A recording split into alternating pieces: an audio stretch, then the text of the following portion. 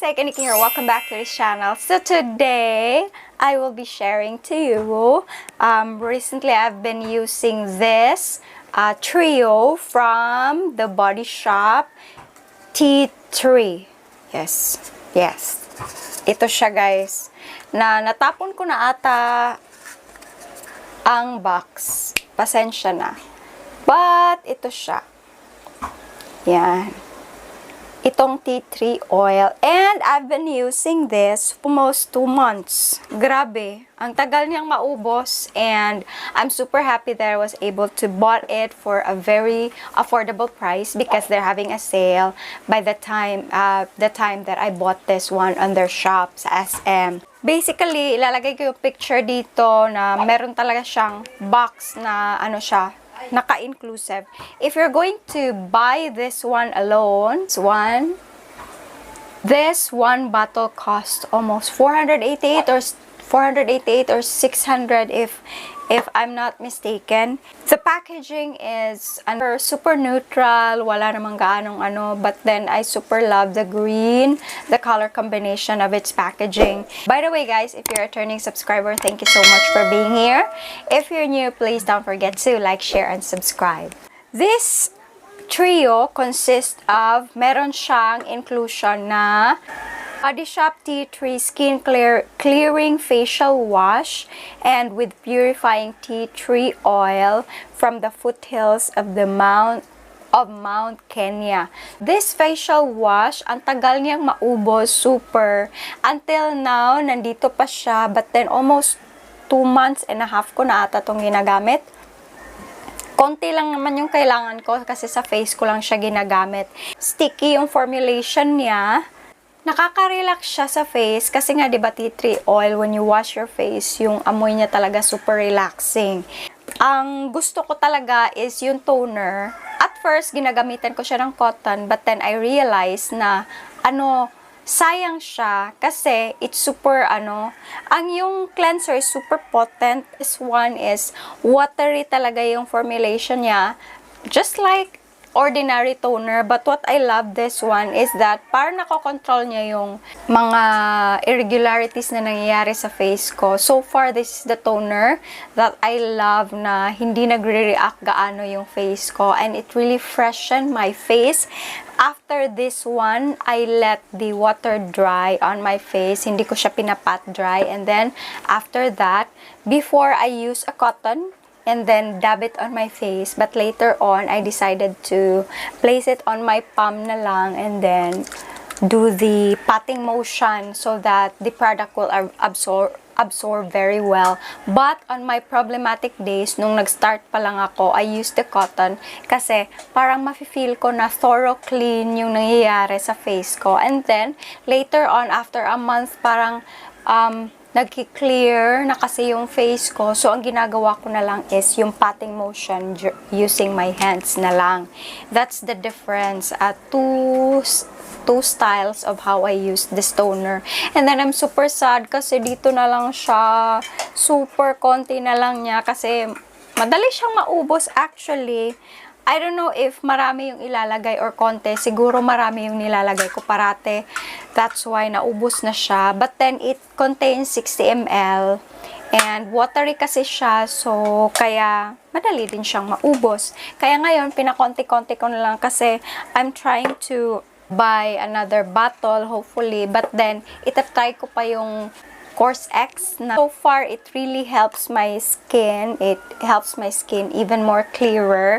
And kapag problematic yung face ko, alam nyo naman, I love the Japonesa soap, yon. And ito, ginagamit ko rin. But so far, sinap ko na muna yung Japonesa. Ginamit ko to kasi nga maganda siya na combination. At first, mahal siya. But hindi ako nagsisi kasi super sulit niya and super ang ganda niya sa face ko. So far, ito yung toner na nagustuhan ko talaga ng bongga. And, of course, tea tree oil. Ito namang tea tree oil, konti lang yung nagagamit ko kasi nilalagay ko lang siya sa mga problematic area. Just like, for example, meron ako mga small bumps or acne. Nilalagay ko lang siya, parang spot treatment lang yung ginagawa ko. And so far, itong part na to, dito talaga marami dito mga, hindi siya small bumps, acne talaga siya. And then, parang naka-cover din niya yung mga small bumps dito, kaya nag-heal siya. And then, nagda-dried up yung mga acne ko. Ito, yun ang nakakatulong din. And, evening, ito yung ginagamit ko. And, sa morning naman, meron akong ina-add, which is the salicylic acid. Super affordable yung Bioderm. Ginagamit ko siya after cleanser, toner. And ito, ewan ko ba, hindi ako gumagamit ng moisturizer pag ginagamit ko to. But then, meron akong ginagamit na serum, which is the Illugai. So, I will be making a review on that soon kasi excited ako to review it and share it to you. So, yun na nga. Morning is yung facial cleanser, toner, and then serum, yung moisturizer ko na Illugai. And then, this one, yung tea tree oil, spot treatment. And after ng spot treatment, nilalagay ko muna before going out kasi right now ECQ nga, hindi naman tayo ganong lumalabas. Pinapaset ko siya ng 2 to 3 minutes. After this one, ginagamitan ko yun ng Bioderm, yung merong salicylic acid. Wala kasi akong ordinary salicylic acid. So, if super masakit yung pimple ko or malaki, ginagamitan ko siya ng small amount, no, nilalagay ko siya, and then it really helps my skin reduce all the pimples. And super ganda ng combination na to, guys, para talaga it really helps my skin more clearer and more radiant. Siguro yung Illugai nakaka-help din siya. Then after nun, 'di ba, pinapadry ko yung pimples ko nun. Yung Bioderm naman kasi puti-puti yun, 'di ba?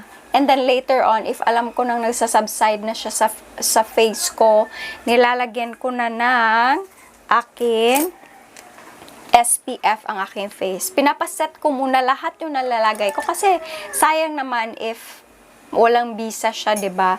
So, much better na nakukuha mo na siya ng face bago nyo patungan ng another medication or another application ng skincare. So, last ko tong ginagamit. Ito, I'm super loving this. I love the Bure one, and this one is a little bit lesser cost. So, kaya nga pandemic ngayon, maghahanap tayo ng lesser na pang protection din sa ating skin. Maganda siya, SPF 50, watery yung niya, but then hindi siya nag-white cast. So if you want to know more about this, let me know in the comment section and I will be happy to review it for you. So far, let's focus more on this.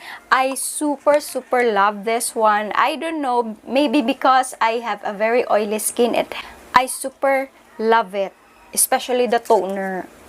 Almost gone, but I need to hopefully buy more, but I need to try more products kasi if I'm going to, I hope that I could stick to this one. Kaya if I'm going to switch, if magre-review ako ng ibang product, it's better for me to stop using it. Uubusin ko muna to, and then I will be resting for 2 to 3 days sa face ko, and then review another product. Para hindi naman sila maghalo-halo, 'di ba? But so far, if wala naman akong nire-review, this would be my maintenance, and the Japonesa soap as well. And so far, I would give this 8 out of 10. Kasi konti lang naman to. Konti lang yung toner nila. Uy, the Body Shop. Damihan nyo naman yung toner nyo. Kasi pareho lang sila ng 60 ml. And ang consistency nito, super potent. Kaya matagal siyang maubos. Ano pa siya dito? Kahit ito to, tatagal pa to ng mga months siguro sa akin. Ito, wala. Mga days na lang to. 3 days. Ang tea tree oil, marami pa kasi spot treatment lang yung ginagamit natin. So, yun na guys. I hope you enjoyed this video and a little review of the Body Shop. Let me know in the comment section if ginagamit nyo to or hindi nyo ginagamit to. If you're using this one, let me know kung ano yung mga best practices nyo para naman mag-share tayo ng mga ideas. But so far, I super love this one. This is a good buy for me. So, thank you so much for watching, guys. I hope you enjoyed this video and see you soon on my upcoming videos. Bye-bye for now. See you soon.